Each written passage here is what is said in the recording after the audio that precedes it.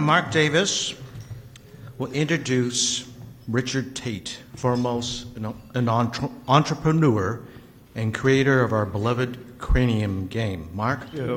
Please welcome back Richard Tait, the extraordinary entrepreneur.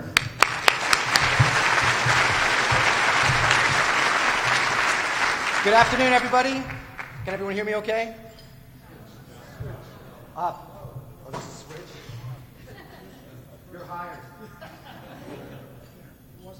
There we go. Can you hear me now? Good afternoon, everyone. I am Richard. I am an entrepreneur. Inside this body beats the heart since I was a little boy of someone who loves to create ideas and bring them to life and hopefully create a little bit of magic. The journey that I've been on, I'm Scottish. I'm a first-generation immigrant to America. I came here when I was 21 years old. But since I've come to America, I was told to come here because it was a country that was based on a pioneering spirit and the belief in young people. And I am a testament to that acknowledgement for the potential that this country holds. I'd love to take you on a little bit of a journey. The photograph of me in the invite, as you can tell, I've changed a little bit since then.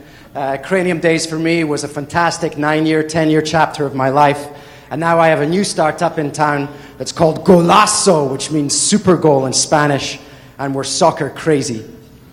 But I thought that I would take this opportunity to share with you 8 tips, the beautiful prayer that was mentioned earlier and the quote that I had of being a lonely pursuit. And entrepreneurship can be a lonely pursuit, and it is how many times you get back up versus how many times you get knocked down. But on this business card, I have 8 secrets to success that have led me and been my compass in all of the startups that I've had. They are on the card. This card has an interesting history to it. During the heyday of Cranium, Howard Schultz invited me to come and sit on a stool and do a presentation with him. Now, when I got to the event, there was Howard, Magic Johnson, and me. I knew there was something wrong with that trifecta, and I was it. Howard was there talking about his book, Magic was there talking about his rings, and I was the third, and I had nothing. So I took this little business card, and as fast as I could, I wrote down 8 tips to success. Are you with me? Yep. All right, let's go. Rule number 1 in everything that I've done in my life has been to have a mission and a purpose. The brands, the companies that I love have a passionate mission. I drive minis. Let's motor. I love mini cars. Have you anyone in here driven a mini? Oh, you honk to the other drivers. You wave. It's the rediscovery of driving, of motoring. Rule number 1 is to have a mission. When we started Cranium, it was the weakest link. It was you're fired. It was who was going to sleep with whose girlfriend on an island. It was all so negative and decaying. And 2 guys, me and my buddy Whit, who'd never been in the games industry before, we decided to link arms and create a new type of entertainment company. One that would give you, your children, your nieces or nephews, would give everyone the chance to shine. That was the company that we wanted to create. With Golazo, it's born to score. The belief in human potential, and that inside each of you is that chance to be your best, to be born to score. Rule number 1, have a mission. It's always surprising to me when I talk to companies and I ask them, why are you here? Why are you dedicating your life to this? And they can't answer that question. It's usually the HR director. Ask me, ask me. If you can't answer the question of why you were here, then discover it. Live your life with passion and have a mission. Be born to score. Got it? Still with me? Number 2, we were the first game ever to be sold in Starbucks, the first game ever to be sold in Barnes & Noble, the first game ever to be sold on Amazon.com. I'll never forget the moment of walking in with my mom and dad. My dad thought I was crazy when I left Microsoft to start a games company. He said, what am I going to tell my friends? I told my dad to tell his friends that his son was following his heart. He had a dream. And the day that I walked in, I was 32 years old, and I still held my mom and dad's hand as we walked into Barnes & Noble, and I got to introduce them to a big pile of Cranium. And I'll never forget squeezing their hands and feeling that sense of acknowledgement of I was about to change the rules. Now, many of those moments of inspiration come from complete moments of darkness. Whit and I had missed Toy Fair, the biggest toy event in the nation, We didn't know about it. If you're starting a games company, please go to Toy Fair. That's a good idea. We were so confident in our creation that we'd manufactured 27,000 games. But then all of a sudden, we had nowhere to sell them. No one wanted to buy our game. And in a moment of complete desperation, we were sitting in a Starbucks store, lamenting in our lattes about what idiots we were. And I looked up and I saw all of our customers standing in line in Starbucks. The people who'd been fighting us for the prototypes. We called them dating yupsters. And I turned to Whit and I said, let's take our games to where our customers are rather than where games are sold. Let's take our games to where our customers are rather than where games are sold. And that allowed us to change the rules and go to Starbucks, go to Amazon.com, go to Barnes & Noble. Don't be afraid to change the rules. Embrace the opportunity. It's the way to differentiate and try something new, and it feels so great, and it's fun. Rule number 2, change the rules. Rule number 3 actually has a spelling mistake in it. I was meant to say know what you're good at, but I wrote down know what you're God at. I actually think that's better. What I'm trying to be God at, and what we did with Cranium over and over again, and what we're doing with Golazzo, is we're God at creating fabulous products, incredible products. It makes me so proud to know that we hold that world record of winning Game of the Year so many times in a row. We were crazy about it, maniacal with every detail. We created a game called Cranium Caribou, which was the first game that I invented when we had our little girls, twins, when they were 3-year-olds.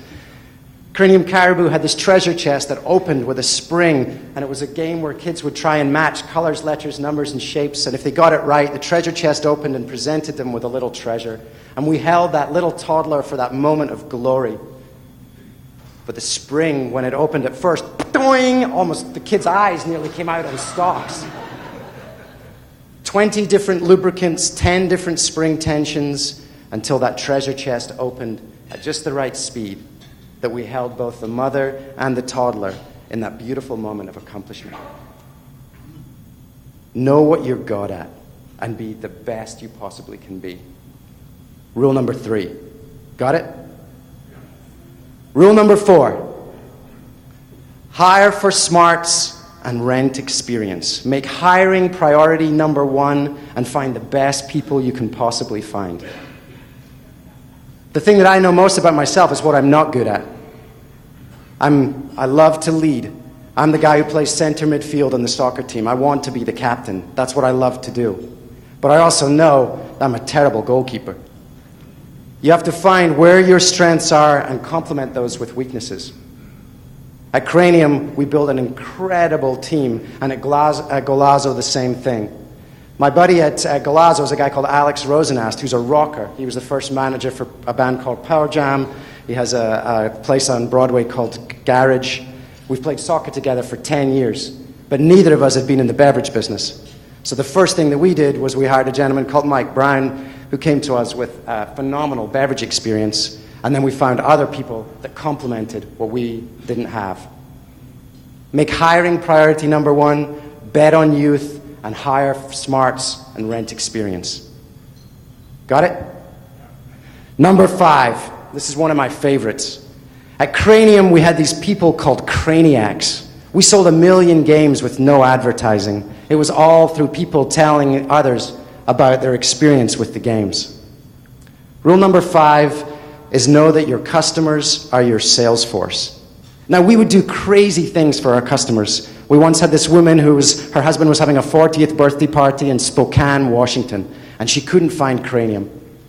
We got a bike messenger to take a game down to Boeing Field. We found a plane that would take it to Spokane. We got a taxi to meet the plane in Spokane, and we delivered the game before the party started. It made no financial sense whatsoever. But for 7 years, she sent me a Christmas card. For 7 years, she was that Craniac. For 7 years, she was an advocate for our brand, and we gave her the chance to shine. The world has changed since then. Now it's social networks. At Golazzo, we have 33,000 people in Golazzo Nation. Our engagement on Facebook is 18 times Red Bull, 38 times Gatorade. Unbelievable. And we're building a tribe again, a tribe that supports what we're doing and believes in the authenticity that we have as a brand. Never forget that your customers are your sales force, and treat them like the kings and queens that they are, because they will carry your flag and they will be your ambassador. Still with me? Yep.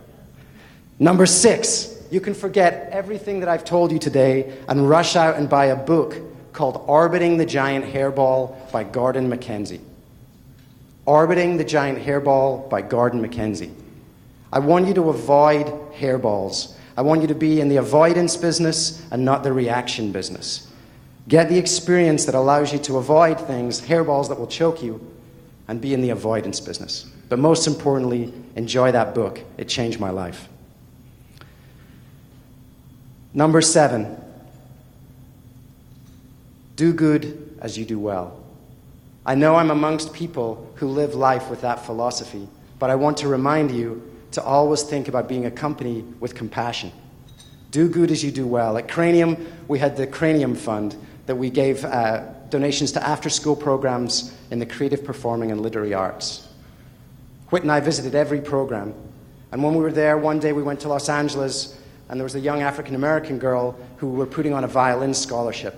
Now, I don't really think she really wanted to play the violin, but home wasn't somewhere that was safe for her. She had 5 brothers who beat her, stole from her. She just wanted to escape.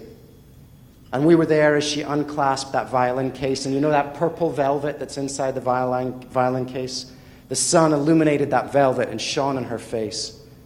In that moment, as she tucked that violin underneath her chin and strummed those strings, Whit and I cried and hugged each other because she was making music. And for that moment, we took her to a place in the world that was safe and felt creative for her. With Golazo, we're doing the same thing. Born to Score, instilling the belief inside young people that they have that potential. Thank you, sir. Do good as you do well. Every day when I get off the elevator and come to work, I have to think about what am I bringing today. Inside this body beats the heart of a human who pursues a dream with passion, with speed, and a sense of discovery. I love the pioneering spirit of being an entrepreneur. As you go back to work today, think about what you bring as you go through that door, and bring it with consistency and with every ounce of passion that you have. And lastly, my motto is Orville Wright did not have a pilot's license. Don't be fearful of stepping forward and pursuing your dream. It's what I've done my whole life. And if I've inspired one of you in this room to step forward and pursue your dream and your passion, then my job is done. My name is Richard, and I'm an entrepreneur. Thank you so much.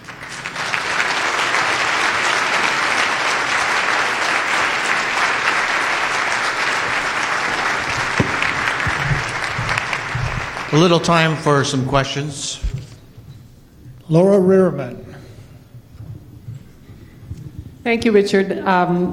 You must have had some pretty remarkable parents also. Can you tell us a little bit about growing up in Scotland, who they were, and what brought you here?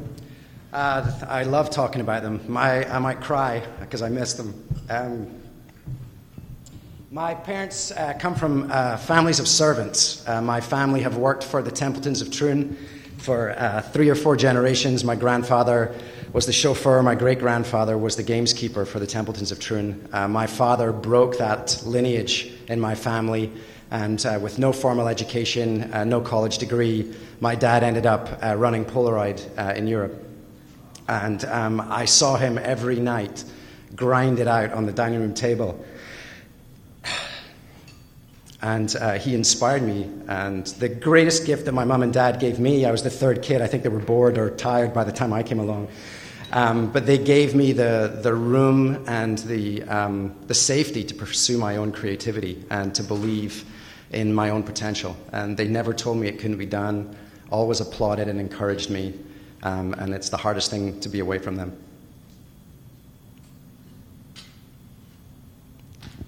I'd like to answer an upbeat question. Thank you for that, though. I love them. They're called Tom and Kathleen, and they're the greatest people on the planet.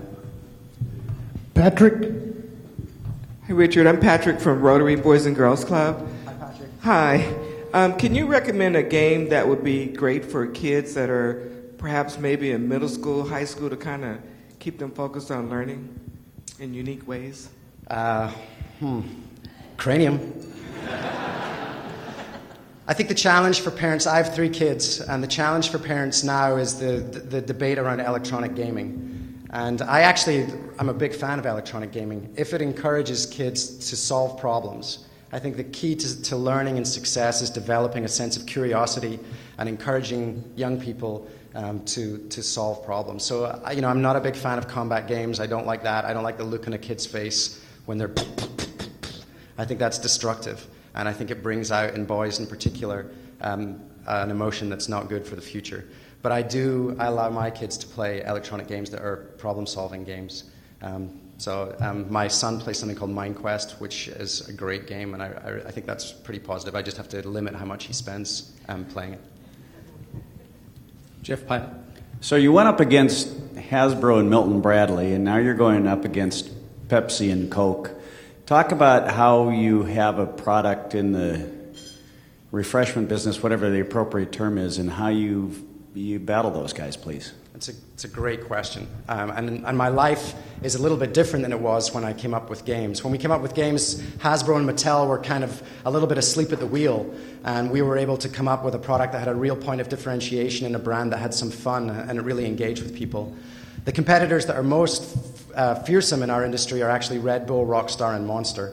If you have a young child today who's drinking a can of Rockstar, you're letting that child consume 6 donuts in one can. I want you to think about that. And for Golazo, we stepped forward with a unique proposition that had 3 components to our strategic compass. The first was soccer. We are soccer crazy, and that's what we live for. So the first thing was we focused in on an audience, and those were football fans. There's 3.5 billion of them in the planet, more than half the planet. People talk to me about it being a niche, and I'm like, I'll take that niche all day. So one was soccer. The second was the Latino influence. Golazo, as I mentioned, means super goal in Spanish. Our flavors are Latino-influenced flavors. So we had another point of differentiation. I don't know if you're following what's happening with the Hispanic community, but in 10 years' time, 60% of all U.S. teens will be Hispanic. So it's a huge growing market and a huge potential. And then the third component was being healthy. I want you to really think about that statistic. Our products are all natural, non-GMO, 50% less sugar, 50% less sodium than the competitors. We wanted to provide you and your families healthier products. And Red Bull can't do that. We're the number 1 selling energy beverage now in Whole Foods. And I'd never created beverages before, but I knew that if we had a point of differentiation, a focus on a core customer, and a great proposition, people would join us. And I hope you do too. Our last question is from Steve Crane. Tell us about your foundation. What is it you're trying to accomplish with that, and what are your goals for it? Thank you, sir. Our philosophy is born to score, and at a time when Rockstar, Red Bull, Monster are being thrown off school campuses, we're being invited on. We found a young man called Santa Maria Rivera, who is a Mexican immigrant. He came here, he went to Seattle University as a freshman, took them to the 2nd Division National Championship. But he embodies everything that we stand for. He focused on going to college. He ended up playing professional soccer and pursuing his dream. And we're taking him now onto school campuses. We've partnered with the College Success Foundation to encourage kids to set goals and help get them to college and pursue a different dream and improve their life. And so we're doing whatever we can with that positive messaging, with the enthusiasm and passion that we can bring as Golazo, and having partners like the College Success Foundation allows us to make that movement even bigger. Thank you. Thank you guys so much.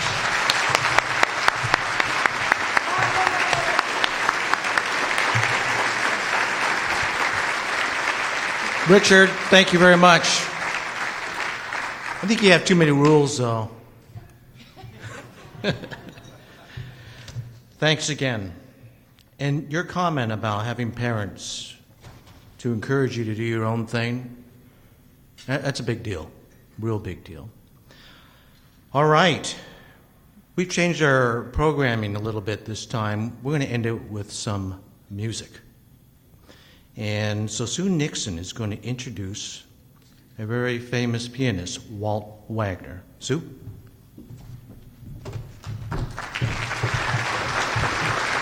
Okay, can you see why I wanted Richard Tait back?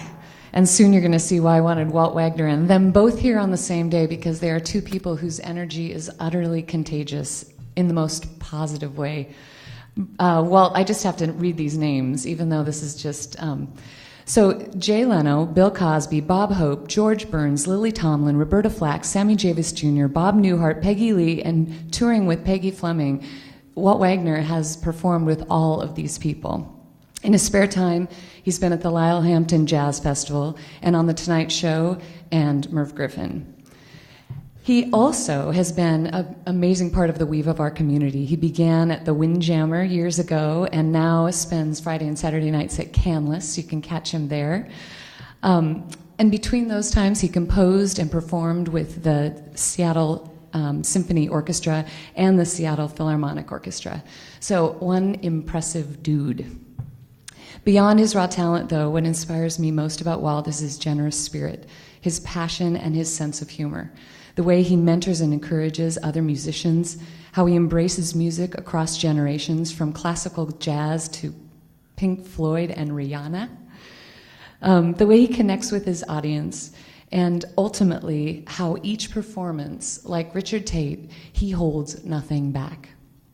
So let's get to it. Walt, we are so fortunate to have you in our city and to have you at our club today. Please welcome Walt Wagner.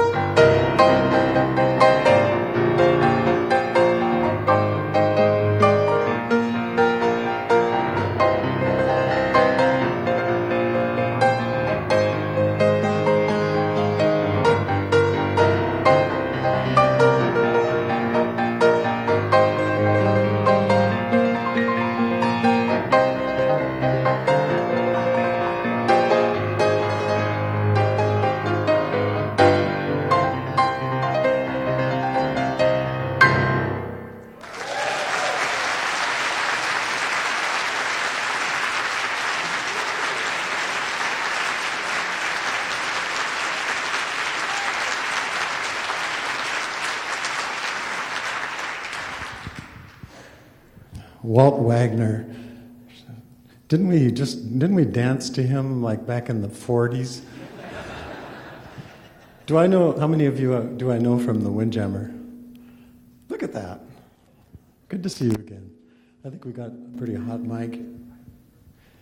That was by Adele, Rolling in the Deep. And this is by, you'll know who.